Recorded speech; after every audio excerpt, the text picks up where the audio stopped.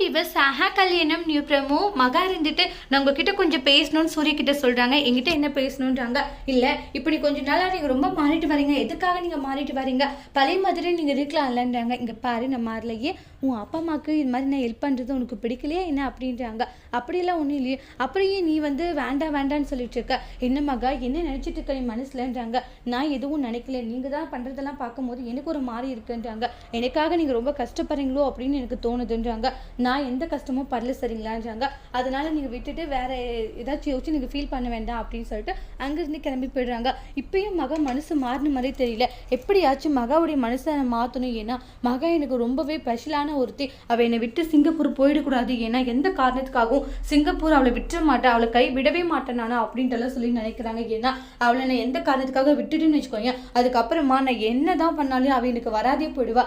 அதனால ஏதாச்சும் நான் பண்ணியே ஆகணும்னு சொல்லிட்டு அவங்களால முடிஞ்ச அளவுக்கு ட்ரை பண்ணுறாங்க. இருந்தாலுமே மகா ஃபீல் ஆகுறாங்க, நம்மளுக்காக இவர் இந்த அளவுக்கு ரிஸ்க் எடுக்கிறாரு, இந்த அளவுக்கு கஷ்டப்படுறாரு அப்படின்ட்டு லைட்டாக அந்த இடத்துல மகாவே ஃபீல் ஆகுறாங்க. ஒருவேளை மகா ஏதாச்சும் மனசு மாறிட போகிறாங்களான்ட்டு நெக்ஸ்ட் வீடியோவில் பார்க்கலாம். தேங்க்யூ.